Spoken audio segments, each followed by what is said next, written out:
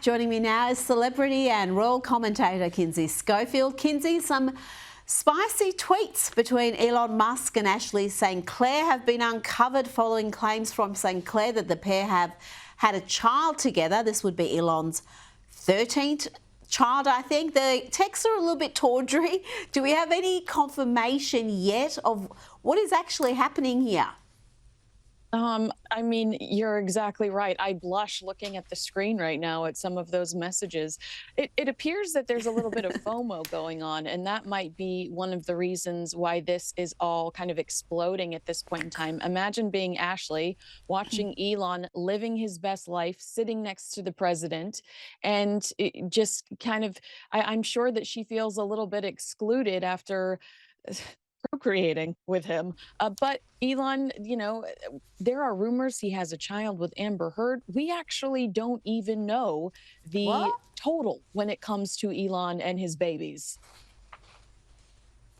So 13 is just a guess, is it? Oh my gosh. 100%. That is just a guess.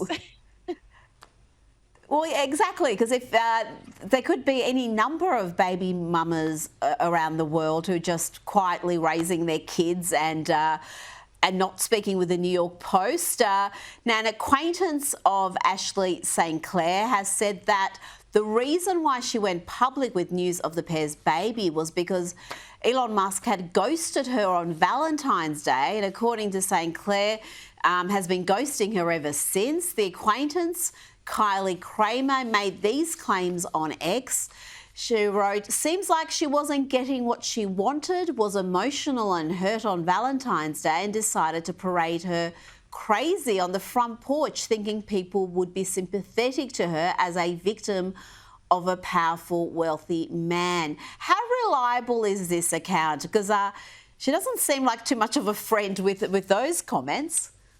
Well, that's a very good point. But I think that she is taking a side that I've seen a lot of females in the Conservative Party take, because these aren't conservative values to have a baby with a man that's not your husband. And, that's just not really the conservative way. So I do think that there is a lot of, I don't know, judgment coming from the party when it comes to this woman who's supposed to be a conservative influencer, pushing morals and values, and having a strong character, having a baby out of wedlock with one of the most powerful men in the world, and then complaining about it and wanting sympathy. You're supposed to be somebody that people can look up to as a quote unquote conservative influencer.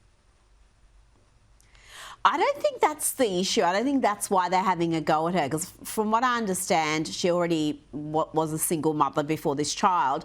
I think it's to do with going public.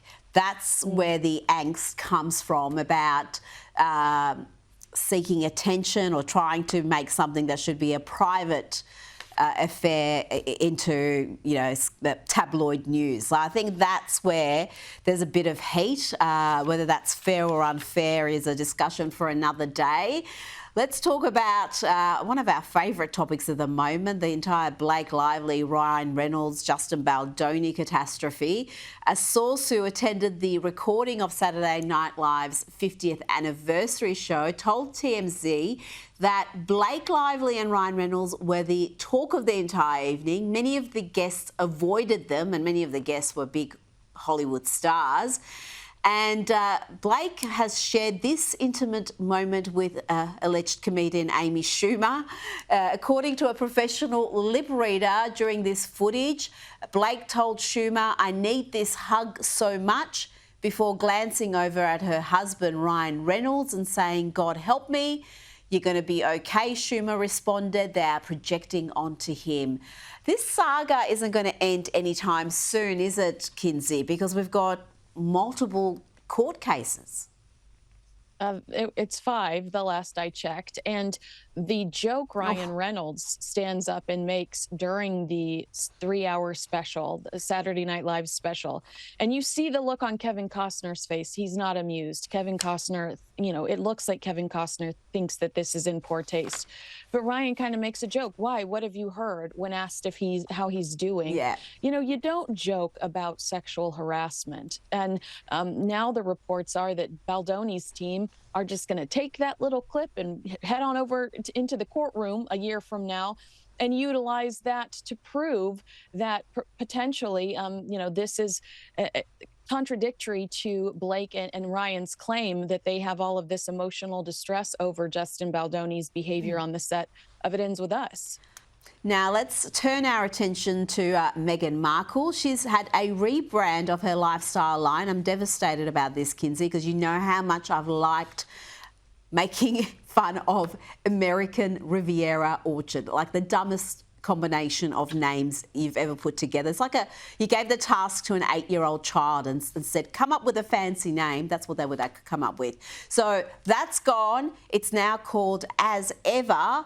But not only has she copied the logo, allegedly, but it's now come to light that a boutique in New York, a clothing label, has been operating under that same name for around a decade. Kinsey, this isn't ideal. Yeah, they have. And they have said, they're begging their followers, please help us. We see our digital footprint shrinking with every Markle mention. There's real concern there that this could jeopardize their business established since 2013. Rita, there's also a professional photography company with the exact same name.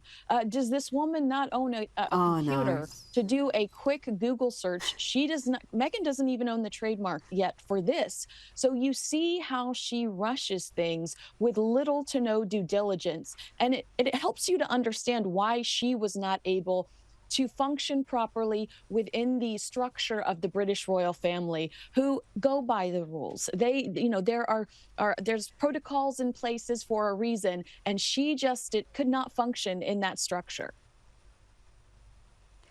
No, and never mind the name. We've focused so much on the silly name and now this borrowed name.